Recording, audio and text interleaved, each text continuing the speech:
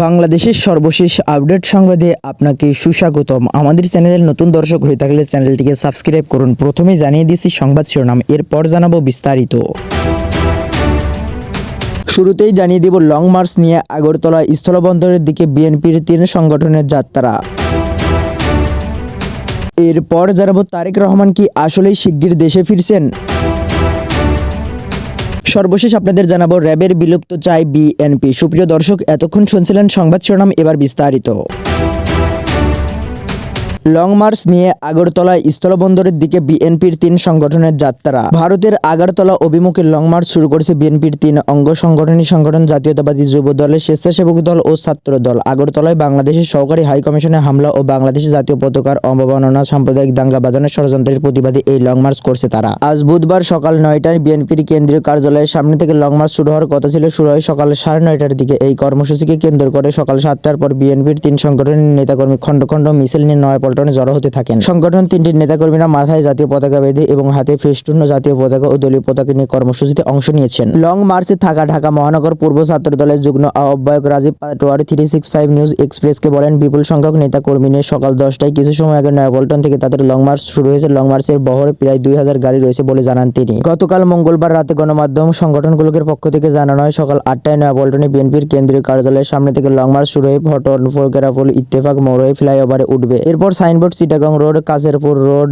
তাবার, বরফা, ফুলতলা, গাউসিয়া, সোনপাড়া, মাধবী, পাচানপেড়া, সাহেবতরা, ভিলানগর, ইটখোলা, মারজাল, বরুইচারা হয়ে ভোরা পৌঁছাবে। লং মার্চ হিসেবে ভৈরব পথছাপ করে আখাউড়া স্থলবন্দর অভিযোগে রওনা দেবে। এইদিকে লং মার্চ শুরুর আগে নয়াপল্টনে বিএনপির কেন্দ্রীয় কার্যালয়ের সামনে জড়ো হয়ে সংক্ষিপ্ত সমাবেশ করছে যুবদল, ছাত্রদল ও স্বেচ্ছাসেবক দল। সমাবেশে বিএনপির জ্যেষ্ঠ যুগ্ম মহাসচিব রুহুল কবির রিজভী বলেন, ভারত রক্ত পিপাসু লেডি ফেরাউনকে টিকিয়ে রাখার জন্য সমর্থন দিচ্ছে ভারতের শাসক গোষ্ঠী। গোটা পৃথিবীর গণতান্ত্রিক দেশগুলোর কাছে সমালোচিত, অথচ ভারত গণতান্ত্রিক দেশ। বিএনপির এই নেতা আরো বলেন, আমরা রক্ত দিয়ে স্বাধীনতা কিনেছি, এই স্বাধীনতা বিক্রি করে দেব। আমরা পিন্ডির কাছ থেকে স্বাধীনতা ছিনিয়ে এনেছি, দিল্লির কাছে আত্মসমর্পণ করার জন্য নয়। রুহুল কবির রিজভী বলেন, ভুটান, নেপাল, বাংলাদেশ, মালদ্বীপ, শ্রীলঙ্কার লোকেরা নিজের কথায় চলুক, এটা ভারত চায় না, দিল্লির কথায় চলতে হবে। কেন বাংলাদেশের মানুষের রক্তের তেজ, আত্মশক্তি, বীরত্ব দিল্লির শাসকেরা বুঝতে পারেননি। বিএনপির 3 সংগঠনের আয়োজনে আয়োজিত এই লং মার্চ কর্মসূচিতে নেতৃত্ব দিয়েছেন যুবদলের সভাপতি আব্দুল মোনায়েম, সাধারণ সম্পাদক মোহাম্মদ ইসলাম, স্বেচ্ছাসেবক দলের সভাপতি এস.এম. জিলানী, সাধারণ সম্পাদক রাজীব আহসান, ছাত্র দলের সভাপতি রাকিবুল ইসলাম ও সাধারণ সম্পাদক নাসির উদ্দিন। তারেক রহমান কি আসলেই শিগগির দেশে ফিরছেন? বিএনপির ভারপ্রাপ্ত চেয়ারম্যান তারেক রহমান শিগগির দেশে ফিরবেন, আগামী মাসে ফিরবেন, এ বছরের মধ্যে ফিরবেন, নতুন বছরের শুরুতে ফিরবেন, এমন আলোচনা সেই 5 আগস্টের পর থেকেই। দলের সব পর্যায়ের নেতাদের মুখে এখনো শোনা যাচ্ছে এমন আশার বাণী। যদিও লন্ডনে অবস্থান করা তারেক রহমান এ বিষয়ে এখন পর্যন্ত নিজে কোনো কথা বলেননি। নেতারা গণমাধ্যমে বক্তব্য দিলেও ঠিক কবে নাগাদ তারেক রহমান দেশে ফিরবেন সে বিষয়ে সুনির্দিষ্ট তথ্য কারোর কাছে নেই। তার নামে থাকা সব মামলার নিষ্পত্তি এখন হয়নি। আইনজীবীরা বলেছেন, আইন প্রক্রিয়া মেনে সব মামলার নিষ্পত্তি হবে, আর নিষ্পত্তি না হলেও তারেক রহমান চাইলে যে কোনো সময় দেশে ফিরে আসতে পারেন। তবে সংশ্লিষ্ট বিষয় সূত্রের অনুমান, আগামী ফেব্রুয়ারি মাসের প্রথম সপ্তাহের মধ্যে তারেক রহমান বাংলাদেশের মাটিতে পা রাখবেন। কবে দেশে ফিরবেন তারেক রহমান? বিএনপির ভারপ্রাপ্ত চেয়ারম্যান তারেক রহমান দলের পাশাপাশি অঙ্গ ও সহযোগী সংগঠনের বিভিন্ন কর্মসূচিতে ভার্চুয়ালি সরাসরি যুক্ত থেকে বক্তব্য রাখলেও দেশে ফেরা নিয়ে এখনো তিনি নিজে কিছু বলেননি। বিভিন্ন মহলে গুঞ্জন তারেক রহমানের দেশে ফেরার জন্য কূটনৈতিক চক্রান্ত সবুজ সংকেতের অপেক্ষায় আছেন। আবার বলা হচ্ছে, দেশে বিএনপি চেয়ারপারসন খালেদা জিয়ার চিকিৎসা শেষে আগামীকাল ফেব্রুয়ারি মাসের প্রথম সপ্তাহের মধ্যে একসঙ্গে মা ছেলে বিদেশে ফিরবেন। মামলার সঙ্গে তারেক রহমানের দেশে ফেরার কোনো সম্পর্ক নেই। তারেক রহমান গত 16 বছর ধরে দেশের বাইরে আছেন। কোটি কোটি নেতাকর্মী অপেক্ষা করেছেন মানুষের প্রত্যাশার প্রতি সম্মান এবং নেতাকর্মীদের আবেগকে ধারণ করে দেশে আসার জন্য প্রয়োজনীয় পদক্ষেপ নেবেন। 21 আগস্ট গ্রেনেড হামলার রায়ের পর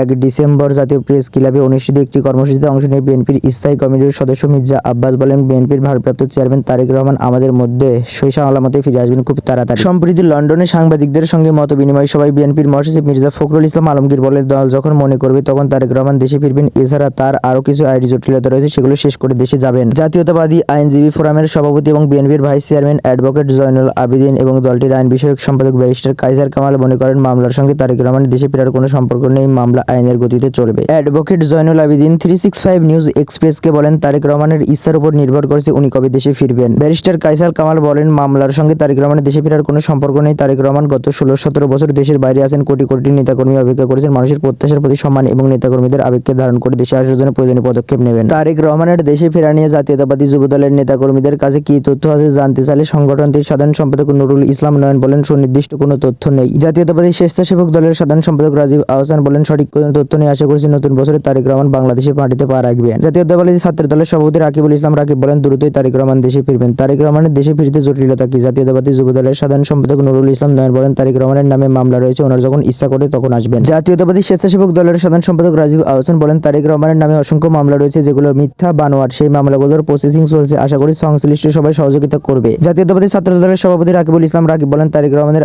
আইনের প্রতি শ্রদ্ধাশীল, তার মামলাগুলো পর্যবেক্ষণ করেছে। সব মিলিয়ে তিনি দেশে ফেরার সিদ্ধান্ত নেবেন। আমরা চাই সরকার এই ডিসেম্বরের মধ্যে তার নামে দায়ের হওয়া মিথ্যা মামলা প্রত্যাহার করে দেবে। তারেক রহমানের নামে কত মামলা? বিএনপির আইন বিষয়ক সম্পাদক ব্যারিস্টার কয়সার কামাল জানান, তারেক রহমানের বিরুদ্ধে গত 1/11 সরকারের সময় 21টি মামলা ছিল। এরপর হাসিনা সরকার ক্ষমতায় আসার পর 21 আগস্ট গ্রেনেডের হামলা, অর্থ পাচার হামলা হলো। পরবর্তীতে 2014-15 সালের দিকে তারেক রহমান লন্ডনে একটি বক্তব্য দিয়েছিলেন। সেই বক্তব্যের পরিপ্রেক্ষিতে দেশের প্রায় 64 জেলায় ছাত্রলীগ, যুবলীগ বা অনেক আইনজীবী মানহানির মামলা করেছিলেন। সব মিলিয়ে 85টির মতো মামলা রয়েছে। মামলা নিষ্পত্তির বিষয়ে দল থেকে উদ্যোগ নেওয়া হয়নি। আমরা আইনজীবীরা উদ্যোগ নিয়েছি। আইনজীবী হিসাবে সর্বোচ্চ চেষ্টা করেছি আইনি পক্ষে মামলাগুলো নিষ্পত্তির। কিন্তু সরকারি নির্বাহী ক্ষমতায় অনেক কিছু করতে পারে। রাজনৈতিক মামলাগুলো 401 ধারা অনুযায়ী শর্তমুক্ত বা শর্তযুক্তভাবে সরকার স্থগিত করতে পারে, অ্যাডভোকেট জয়নুল আবেদিন বলেছেন। তিনি বলেন, 1/11 সময় দায়ের হওয়া অনেকগুলো মামলা উচ্চ আদালতে বাতিল করা হয়েছে। মানহানির অনেকগুলো মামলা খারিজ হয়ে গেছে। আইনি পক্ষে সবগুলো মামলা বাতিল হয়েছে। সেসব মামলায় তিনি চার্জশিটভুক্ত ছিলেন না, আইএফআরএও নাম ছিল না। সেসব মামলা আমরা আদালতে গিয়েছি, বাতিল করে দিয়েছেন। তিনি বলেন, এবি সিদ্দিক নামে একজন মামলা করেছেন, উনি জীবিত নেই। এ ধরনের মামলা খারিজ হয়েছে। মানহানি তো তার হয়েছিল যিনি মামলা দায়ের করেছিলেন। অনেক আওয়ামী লীগ বা যুবলীগ, ছাত্রলীগ নেতারা মামলা করে খোঁজ খবর নেয়নি। দেখা গেল 2014 সালের পর দায়ের করে এখন 2014 সাল থেকে 24 সাল 10 বছরে ওনাদের পক্ষে কোনো সাক্ষ্য উপস্থাপন করেননি। তারেক রহমানের মামলা প্রত্যাহারের জটিলতা কি? কয়সার কামাল বলেন, বাংলাদেশে 16 বছর কার্যরত আইনের শাসন ছিল না, শেখ হাসিনার শাসন ছিল। তার আন্ডারে বাংলাদেশ ছিল। তার কথা বা তাকে খুশি করতে বিচার বিভাগ অনেক কাজ করেছে। 5 আগস্টের পর পরিবর্তিত পরিস্থিতির আলোকে এই মামলার পর যিনি বাদী ছিলেন তিনি আদালতে হিসেবে বলেছেন যে মামলাটা আমার ভুল হয়েছিল, আমি প্রত্যাহার করে নিতে চাই। তিনি মামলা প্রত্যাহার করে নিলেন। মানহানির মামলাগুলো এর মধ্যে সরকার প্রত্যাহার করে নিতে পারে। র্যাবের বিলুপ্ত চাই বিএনপি। বিচার বহির্ভূত হত্যাকাণ্ডের অভিযোগ তুলে পুলিশের বিশেষায়িত ইউনিট র্যাবের বিলুপ্ত সুপারিশ করেছেন বিএনপির স্থায়ী কমিটির সদস্য হাফিজ উদ্দিন আহমেদ। পাশাপাশি জনবান্ধব মানব পুলিশ বাহিনী গড়ে তুলতে পুলিশ কমিশন র্যাব গঠন করার আহ্বান রেখেছেন তিনি। পুলিশ সংস্কার কমিটির কাছে জমা দেওয়া সুপারিশমালা তুলে ধরতে মঙ্গলবার গুলশানে চেয়ারপারসনের কার্যালয়ে সংবাদ সম্মেলনে আসেন হাফিজ। এলিট ফোর্স র্যাব গঠন করা হয় বিএনপি জামায়াত জোট সরকারের আমল 2004 সালে। বাহিনীর সংস্কার না করে কেন বিলুপ্তি চাওয়া হচ্ছে জানতে চাইলে হাফিজ উদ্দিন বলেন, র্যাব বাহিনী আন্তর্জাতিকভাবে নিন্দনীয় হয়েছে। আরও দেশের মধ্যে তো র্যাব মানে একটি নির্দিষ্ট দানব সৃষ্টি করেছে। তারা যত ধরনের গুম খুন, যত এক্সট্রা জুডিশিয়াল কিলিং অধিকাংশ এই র্যাব বাহিনীর মাধ্যমে হয়েছে। সেজন্য আমরা এটিকে বিলুপ্ত করার সুপারিশ করছি। বিলুপ্ত হলে র্যাবের দায়িত্ব আমর পুলিশ ব্যাটালিয়ন এবং থানা পুলিশ যেসব দায়িত্ব পালন করতে পারে সেজন্য প্রয়োজনীয় ব্যবস্থা নেওয়ার সুপারিশ করা হয়েছে বলেও জানিয়েছেন হাফিজ। তিনি বলেন, এই মুহূর্তে যদি র্যাবকে বিলুপ্ত করা হয় তাহলে জনগণের কাছে একটি ভালো সিগন্যাল যাবে বলে আমি মনে করছি। গুরুতর মানবাধিকার লঙ্ঘনের অভিযোগ তুলে 2021 সালের ডিসেম্বরে র্যাব এবং এর সাবেক বর্তমান 7 কর্মকর্তার উপর নিষেধাজ্ঞা আরোপ করে যুক্তরাষ্ট্র। এরপর বিভিন্ন সময় বাংলাদেশ সরকারের পক্ষ থেকে নিষেধাজ্ঞা প্রত্যাহারের অনুরোধ জানানো হলেও যুক্তরাষ্ট্রের সাড়া মেলেনি। যুক্তরাষ্ট্র বরাবরই বলে আসছে নিষেধাজ্ঞা উঠানোর প্রক্রিয়া বেশ জটিল। বাংলাদেশে হয়েছিল পুলিশ স্টেট। হাফিজের কথায় পুলিশকে বাদ দিয়ে কোনো রাষ্ট্র বা সমাজ পরিকল্পনা করা কাম্য নয়। তারা এই বাহিনীকে সেটে ফেলার কোনো সুযোগ নেই। পুলিশ বাহিনীকে সংশোধন করার তাগিদ দিয়েছেন তিনি। সুপ্রিয় দর্শক, এই ছিল এখনকার সর্বশেষ বাংলা আপডেট সংবাদ। পরবর্তী বাংলা আপডেট সংবাদ পেতে আমাদের চ্যানেল 365 নিউজ এক্সপ্রেসকে সাবস্ক্রাইব করে বেল আইকনটিকে বাজিয়ে রাখুন। আপনার মূল্যবান মন্তব্য জানিয়ে দিন আমাদের কমেন্ট সেকশনে, আর ভিডিওটি শেয়ার করে অন্যকে দেখার সুযোগ করে দিন।